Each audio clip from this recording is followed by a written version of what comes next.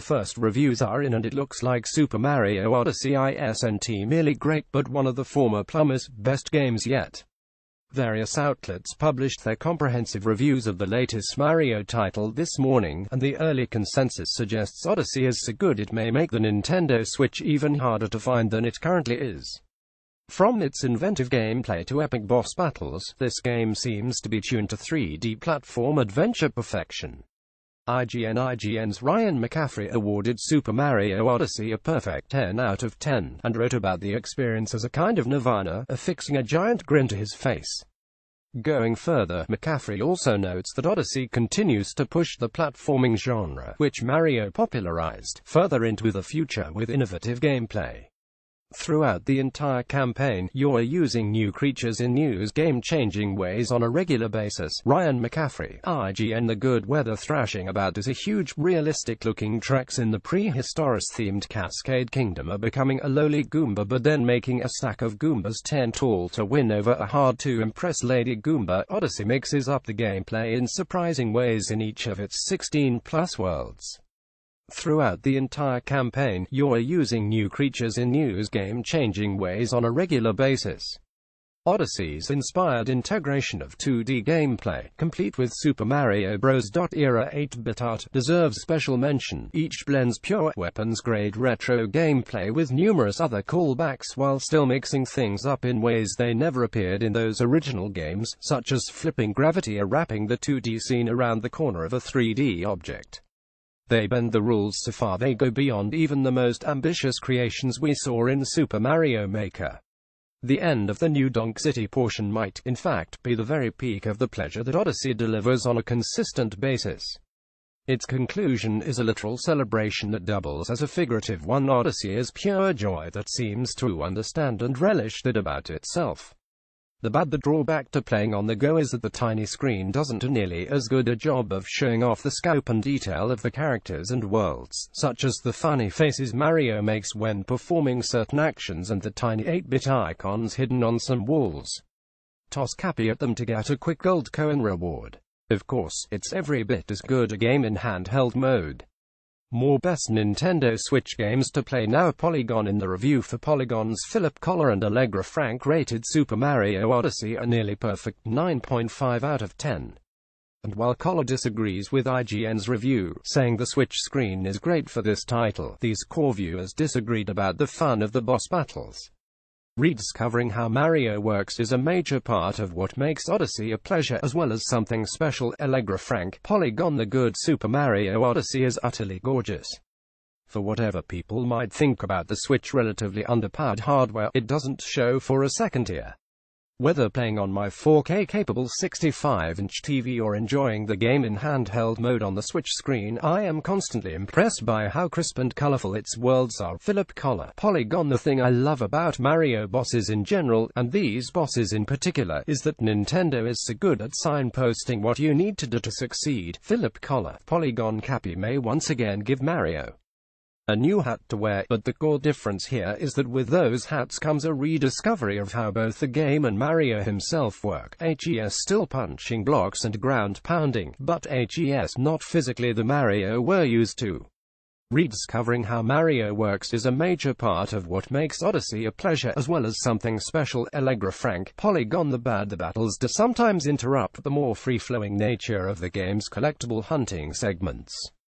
While it's novel to see Mario's new powers tested on a grand scale, challenging a boss usually feels less satisfying than finding all of those many moons, like a necessary evil that's getting in the way of the greater good. Allegra Frank, Polygon. If you're playing with the Switch Joy-Con controllers, the motion control moves are pretty easy.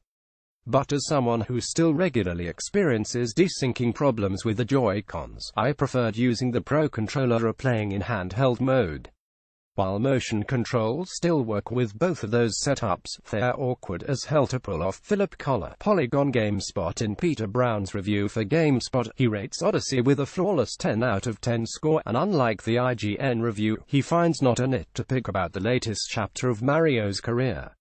Odyssey is sustained beyond its major milestones not only through colorful worlds and hidden challenges but through the sheer joy of controlling Mario, who's never felt more responsive and dynamic in action. Peter Brown, GameSpot. The good. There are also plenty of exceptional set-piece possessions to look forward to, like a trek to the tank you control in New Donk City. These emphasize just how impressive Cappy's ability is in the context of a Mario game, and how Odyssey doesn't want you to just work for your moons, but enjoy the process from the get-go. By and large, Cappy's tricks are easy to use yet difficult to master in conjunction with Mario's various flips, bounds, and hops. When used in harmony, Mario's innate athleticism and Cappy's support allow for intricate and efficient traversal. Combined with the game's typically unusual tasks and all the capturable enemies and objects, Odyssey very quickly becomes a game that's easy to admire. One of the most interesting facets of Odyssey is its seamless incorporation of 8-bit Super Mario Bros. Gameplay. And because these sections are 2D, it stands to reason in a game filled with loopy logic that these occur on the surface of locations like lake bottoms and on the side of skyscrapers. Despite the stark difference in presentation, retro challenges fit smartly not only into the spaces you're exploring, but within the general flow of gameplay. It's also the basis for one of the game's most elaborate and heartwarming scenes, especially if you're a fan of Mario. Odyssey is sustained beyond its major milestones not only through colorful worlds and hidden challenges but through the sheer joy of controlling Mario, who's never felt more responsive and dynamic in action.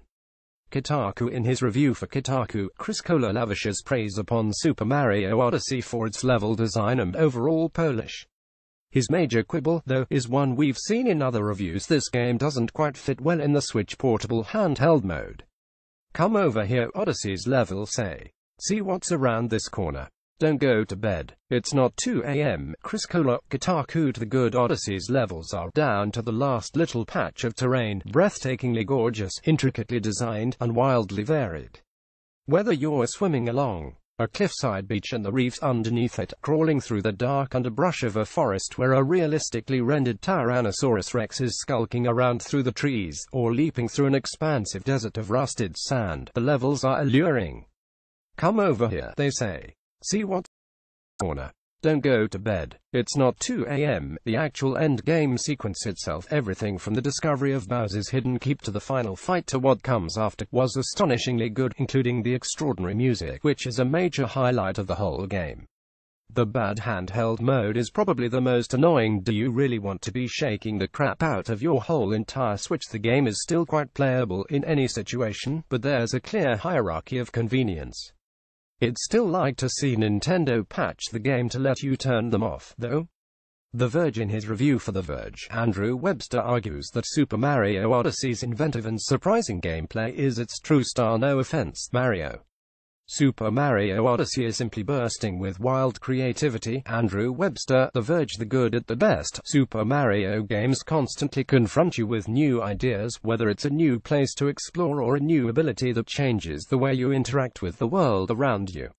And Odyssey exemplifies this more than any game in the series before. It's simply bursting with wild creativity. What Odyssey does, though, is make those familiar spaces feel like part of a larger whole, and then adds new elements on top. This world structure also makes the game a great fit for the Nintendo Switch, as you can explore huge parts of the world while lazing on the couch, or get in a quick challenge while on the go. The bad. Like pretty much every Super Mario